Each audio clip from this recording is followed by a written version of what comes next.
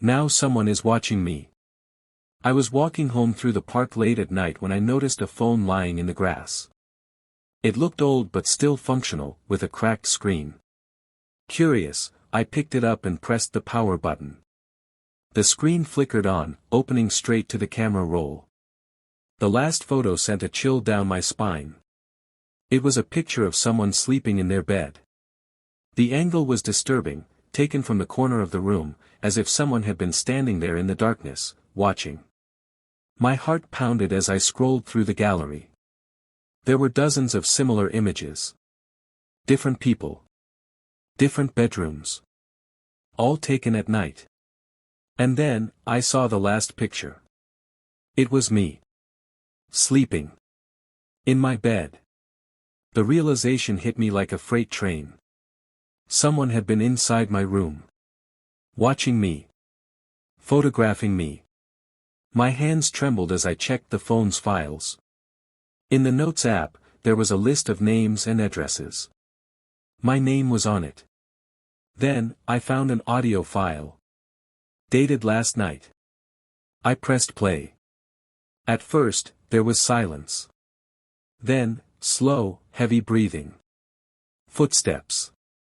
A faint creak of a door opening. Then, the unmistakable sound of a camera shutter clicking. My stomach twisted. It was my room. Someone had stood over me while I slept, capturing my image without me knowing. Panic took over. I grabbed my keys and rushed to the police station. They took the phone and assured me they'd investigate. I wanted to believe that was the end of it. 3 days later, I came home from work and found another phone sitting on my kitchen table. Identical to the first. I had locked my door before leaving. No one else had a key. My breath caught in my throat as I picked it up. The screen lit up instantly, revealing a brand new image. Me. Taken just 10 minutes ago.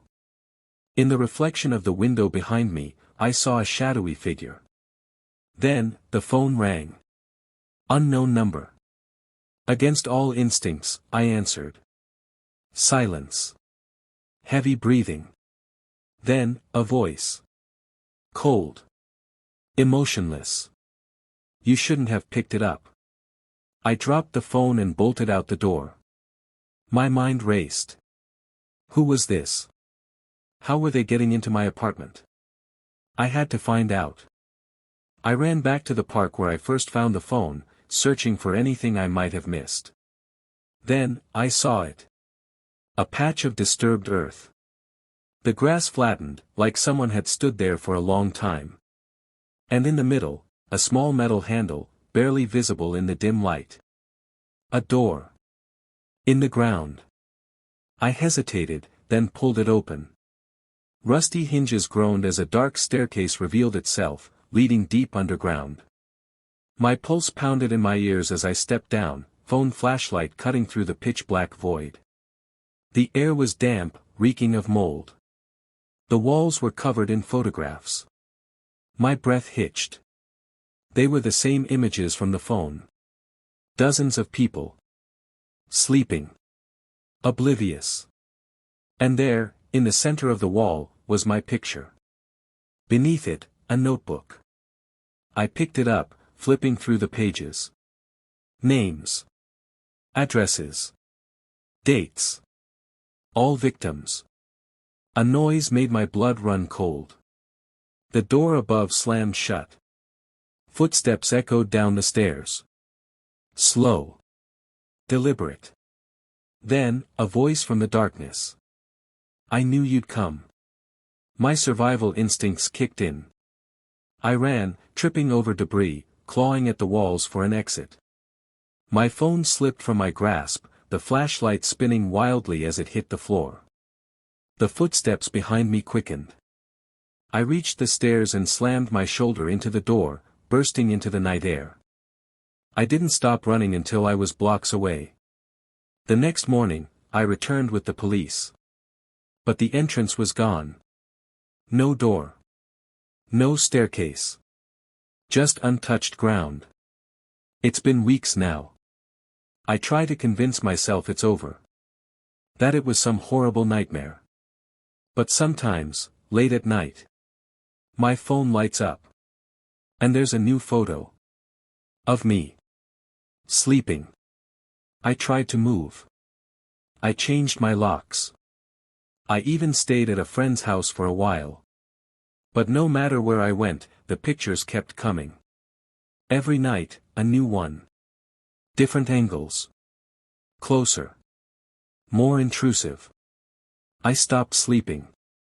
I stopped going out at night. Every noise in my apartment made my skin crawl. I was constantly looking over my shoulder. But the worst part?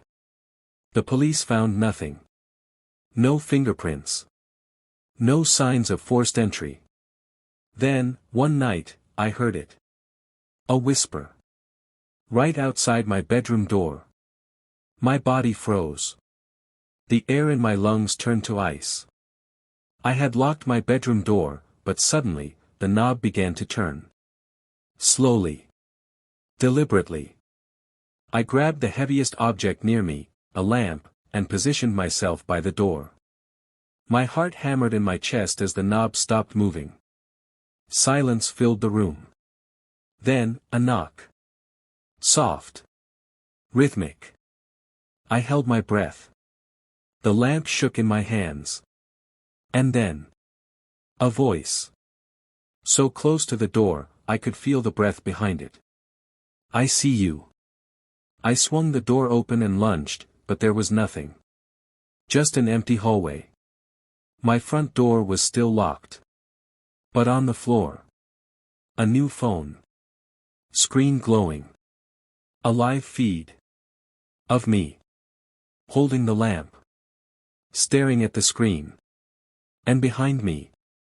A shadow. I ran. I don't even remember grabbing my keys. I just ran. That night, I checked into a motel on the other side of town. I didn't sleep, but at least I felt safer. Until I got a text. From an unknown number. The message was simple. You can't run. And then, an image. The motel hallway. Taken from just outside my door. I don't know what to do anymore. I can't go home. I can't stay here. I don't know how they're watching me, how they always know where I am. But one thing is clear. No matter where I go, they'll follow. And sooner or later, they'll catch me.